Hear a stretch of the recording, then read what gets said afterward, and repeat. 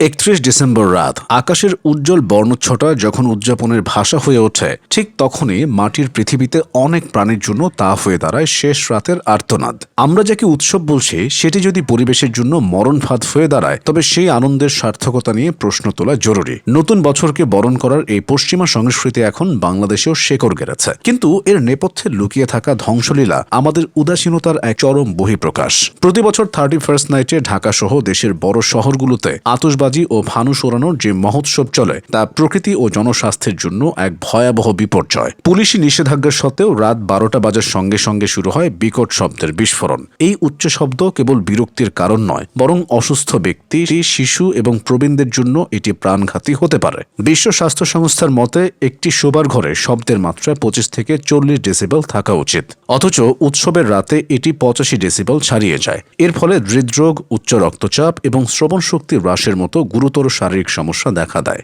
2021 সালে এই আতশবাজির বিকট শব্দে তানজিম উমায়ের নামক এক শিশুর মর্মান্তিক মৃত্যু আমাদের উৎসবের নিষ্ঠুরতাকে চোখে আঙুল দিয়ে দেখিয়ে দেয়। এই উন্মাদনার সবচেয়ে বড় শিকার হয় শহরের আকাশচারী পাখিরা। গভীর রাতে হঠাৎ এমন তীব্র আলো ও শব্দে আতঙ্কিত হয়ে চড়ুই, শালিক কিংবা দোয়েলের মতো পাখিরা দিকবিদিক জ্ঞান হারিয়ে ওড়াউড়ি শুরু করে। অনেক পাখি দালান বা গাছের সঙ্গে ধাক্কা খেয়ে প্রাণ হারায়, অনেকে আবার আতঙ্কে বাসা ছেড়ে পালিয়ে গিয়ে চিরতরে হারিয়ে যায়। অন্যদিকে আকাশে ওড়ানো ফানুসগুলো যখন আগুনের স্ফুলিঙ্গ নিয়ে 3000 ফুট উচ্চতা পর্যন্ত ওড়ে, তখন সেগুলো উড়ন্ত পাখির জন্য মরণ ফাঁদ হয়ে দাঁড়ায়। এছাড়া ফানুস মাটিতে পড়ার সময় বসতবাড়ি বা দাহ্য পদার্থের উপর পড়ে বড় ধরনের অগ্নিকাণ্ডের সূত্রপাত ঘটায়। ফায়ার সার্ভিসের পরিসংখ্যান বলছে, গত 5 বছরে কেবল 31st নাইটে অগ্নিকাণ্ডের ফলে প্রায় 1,08,00,000 টাকার সম্পদ নষ্ট হয়েছে। উৎসবের এই ক্ষতিকর দিকটি কেবল শব্দ বা আগুনেই সীমাবদ্ধ নয়, বরং এটি এক ধরনের নীরব রাসায়নিক যুদ্ধ।